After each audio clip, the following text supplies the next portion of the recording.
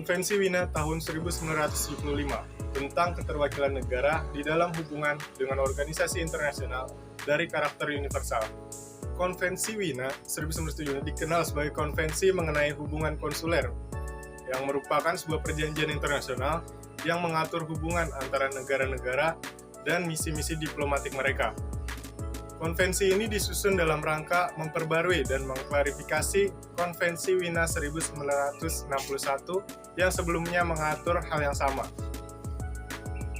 Konvensi ini juga dikenal sebagai konvensi tentang penetapan aturan-aturan umum hukum internasional yang membahas prinsip-prinsip umum hukum internasional termasuk tentang pembentukan hukum, interpretasi perjanjian, dan penyelesaian sengketa internasional.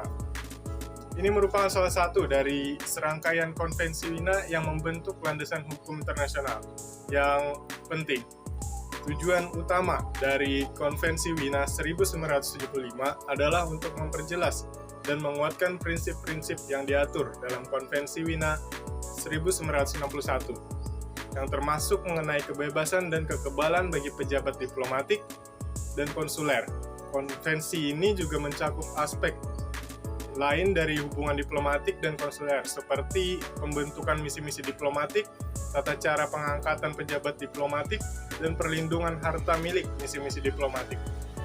Konvensi ini juga telah diratifikasi oleh sejumlah besar negara di seluruh dunia dan merupakan salah satu instrumen hukum internasional yang paling penting dalam mengatur hubungan diplomatik dan konsuler antara negara-negara.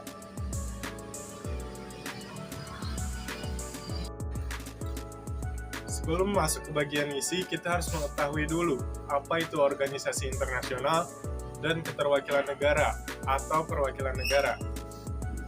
Apa itu organisasi internasional?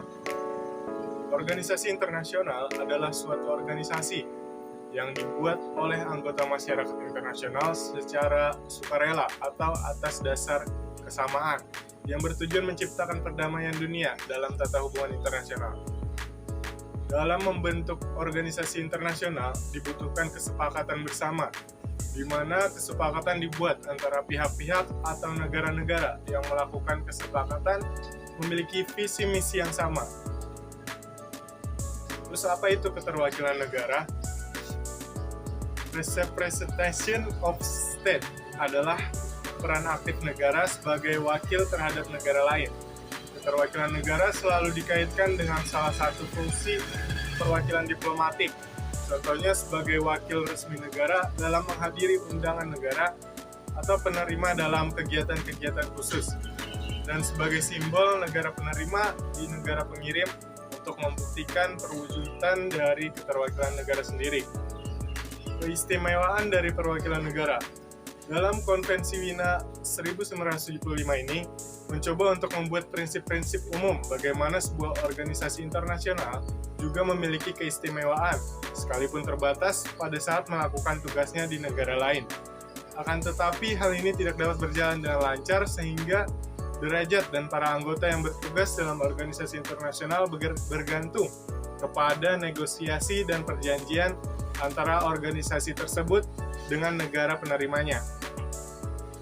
Untuk kedudukan negara dalam Konvensi Wina 1975 itu berdasarkan pasal 2, yang mana lebih meliputi perwakilan suatu negara dalam hubungannya dengan setiap organisasi internasional yang bersifat universal, dan kedudukan negara ketika keberadaan perwakilannya dalam menghadiri konferensi yang diatur atau berada di bawah perlindungan dari organisasi tersebut.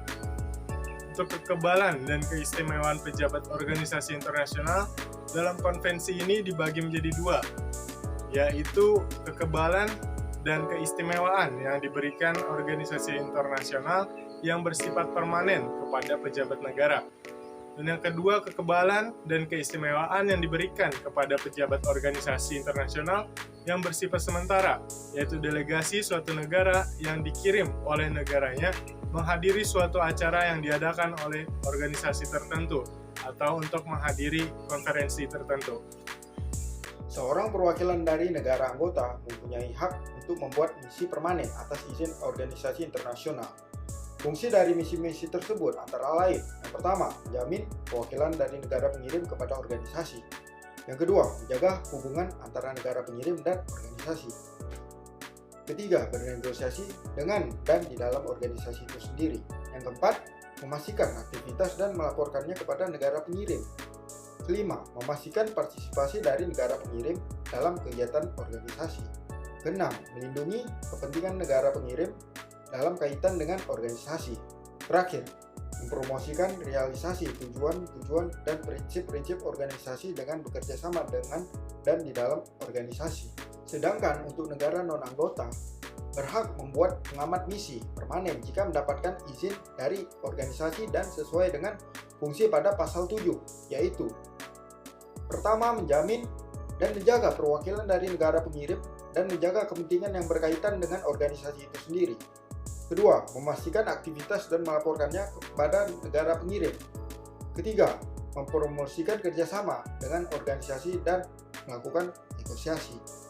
Pada pasal 9 menyebutkan bahwa negara pengirim dapat dengan bebas menunjuk anggota misi atas mandat kepala misi yang dikeluarkan oleh kepala negara melalui Menteri Luar Negeri. Pada pasal 14 juga menyebutkan bahwa misi yang dibuat itu harus wajarnya dan tidak berlebihan dengan memperhatikan fungsi organisasi, kebutuhan misinya, serta kondisi suatu negara. Pada pasal 20 dan 21 juga dijelaskan bahwa organisasi juga harus siap membantu seorang misi dalam memperoleh akomodasi yang layak. Beberapa kekebalan dan keistimewaan yang diatur dalam konvensi ini disebutkan bahwa pada pasal 28 bahwa pemimpin misi dan anggota-anggota dan staf diplomatik misi adalah bersifat tidak dapat diganggu sehingga mereka tidak dapat ditangkap atau ditahan. Selain kekebalan pribadi, seorang pejabat organisasi internasional juga mempunyai kebebasan untuk bergerak dan kebebasan untuk berkomunikasi, serta beberapa kekebalan dan keistimewaan lainnya yang diatur dalam pasal 32 sampai 35 untuk seorang pejabat organisasi internasional yang bersifat permanen. Kesimpulan dari Konvensi Wina 1975, keterwakilan negara merupakan aspek yang penting dari fungsi diplomatik itu sendiri, terutama dalam fungsi representation. Ini mengacu pada peran aktif negara sebagai wakil terhadap negara lainnya di organisasi internasional. Setiap perwakilan negara mempunyai tanggung jawab yang sudah ditentukan oleh negara pengirimnya untuk dilaksanakan di negara atau organisasi yang menjadi tujuannya. Pengiriman perwakilan negara tidak hanya terjadi antara negara satu dengan negara lainnya, tetapi juga antara negara dan organisasi internasional itu sendiri. Organisasi internasional menyediakan platform bagi negara-negara anggota untuk mencapai tujuan bersama. Dan oleh karena itu, negara-negara tersebut dapat mengirimkan perwakilan untuk melaksanakan tugas-tugas yang berkaitan dengan pencapaian tujuan organisasi tersebut. Pengaturan terkait keterwakilan negara dapat ditemukan di Konvensi Wina 1975. Dalam suatu organisasi internasional, negara itu mempunyai peran sebagai anggota melalui konsep legal personality. Organisasi internasional memberikan kewenangan hukum yang memungkinkan memberikan tanggung jawab hukum kepada negara-negara anggotanya. Hal ini menegaskan bahwa negara-negara tersebut dapat dipertanggungjawabkan secara hukum atas tindakan dan keputusan yang mereka ambil melalui kebijakan yang mereka buat. Sesuai dengan aturan tata cara yang telah ditetapkan oleh organisasi internasional atau konferensi, negara-negara anggota itu dapat mengirimkan delegasinya ke suatu badan. Delegasi tersebut terdiri dari ketua dan anggota delegasi lainnya dengan menyampaikan surat-surat kepercayaan kepada organisasi tersebut atau konferensi yang diadakan. Surat-surat kepercayaan tersebut akan ditandatangani baik oleh kepala negara, kepala pemerintah, menteri luar negeri, pejabat pemerintah lainnya yang mempunyai kewenangan untuk menyetujui janjian tersebut. Sekian dari kelompok kami.